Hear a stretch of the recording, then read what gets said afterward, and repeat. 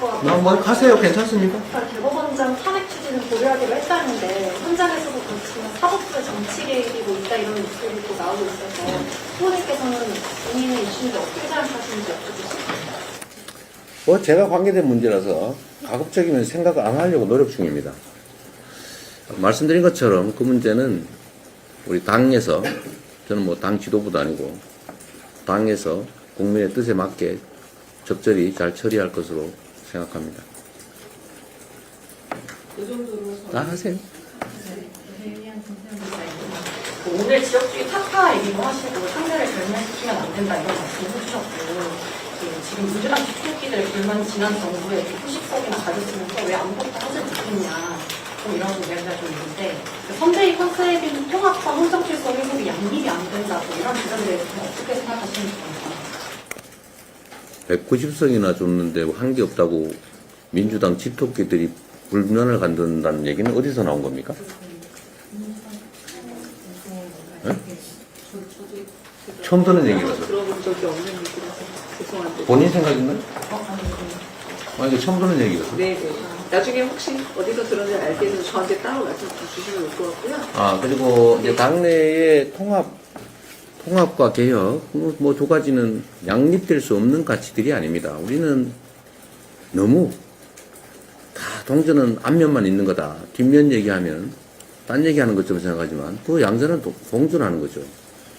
우리가 통합을 하면서도 얼마든지 개혁할 수 있습니다.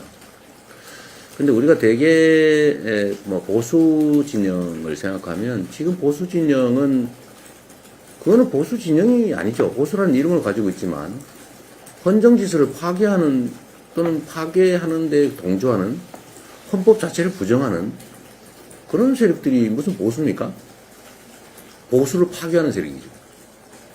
그런 것을 우리는 보통 극우라고 부르지만 그건 극우도 아닙니다. 그건 민족주의적 요소가 전혀 없잖아요.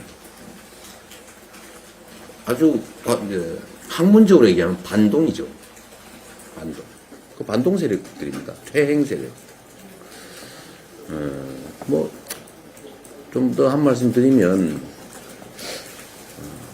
지금 어떤 분이 그 얘기 하신 것 같은데 광주 민주화운동, 광주 정신을 헌법 전문에 게재해야 된다. 엄청 중요하다 이러면서 그 광주 민주화운동을 광주 사태라고 비하 폄훼하는 발언을 해요. 광주 사태라고 하는 건 폭도라는 얘기 아닙니까? 그게 저는 이해가 안 됩니다. 그런 점에 대한 문제의식도 좀 가져보시면 좋을 것 같아요. 민주당은, 제가 아는 민주당 당원들은, 효능감을 상당히 많이 느끼고 있고, 과거와는 다르게, 민주당답다, 또는 국회의원으로 밥값을 하고 있다, 이렇게 생각하는 분이 훨씬 많은 것 같아요. 특히 지난 내란 사태 이후에, 민주당이 신속하게, 어쨌든 국민의 뜻을 좇아서, 국민의힘을 빌어서 그 국민의힘 당 말고요. 국민의힘을 저력을 빌려서 의존해서 내란을 신속하게 진압하는데 나름의 큰 역할을 했습니다. 많은 당원들이 자부심 느끼고 있는 걸로 알고요. 요즘은 우리 민주당 의원들이 그런 말씀을 하세요. 아직 10만 안 됐죠? 네. 아직 안 됐어요. 네. 요즘은 이제 우리 국회의원들께서 이제 지역을 가시면 그런 얘기를 하신다고 해요. 여기 지금 일 안 하고 왜 나타났어? 이렇게 얘기하는데. 그 이전까지는 사실 이번 총선 이후 그 이전까지는 다 우리 국회의원들 다 이해하실 겁니다. 동네 행사장을 가면 왜 이제 나타났어? 평소에는 코빼기도 안 보이더니 요때만 나타나는 거야? 이렇게 얘기를 했거든요. 근데 지금은 행사장에 가면 일 안 하고 왜 이런 데 나타나냐고? 이렇게 얘기를 하십니다.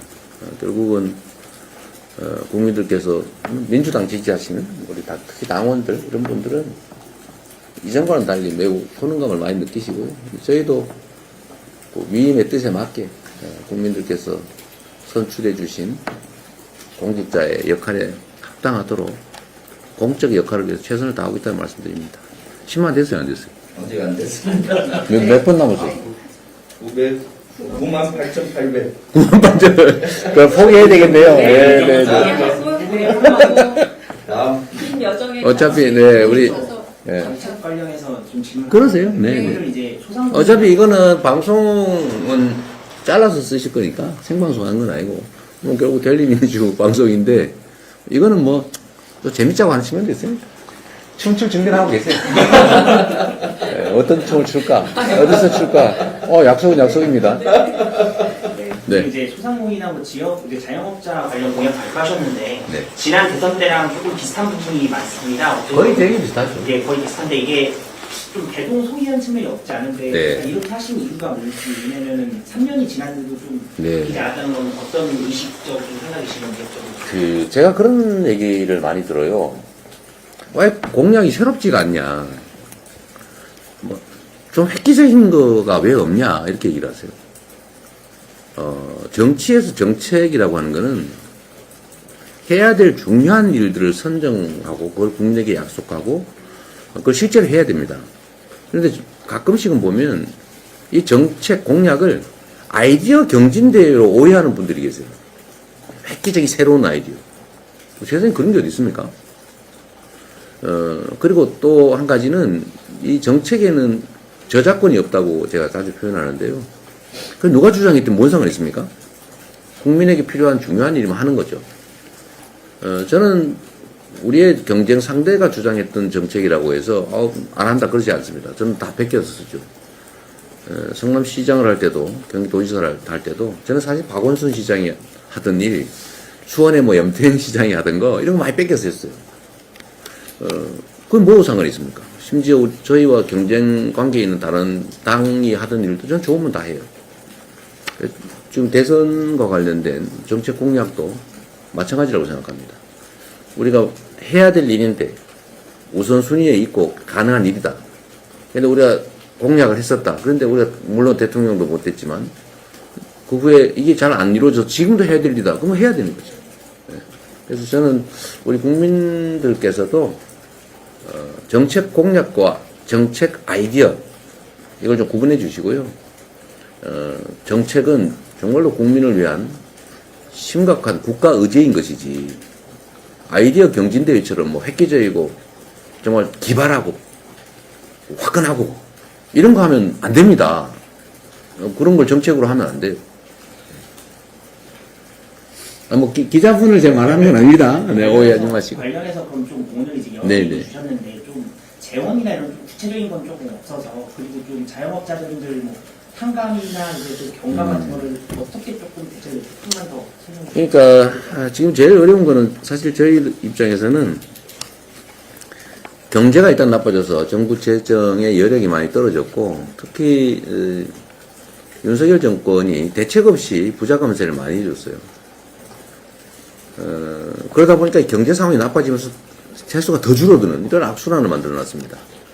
그야말로 망가뜨려버린 거죠. 황당무계한데 뭐 그래도 어떡하겠어요.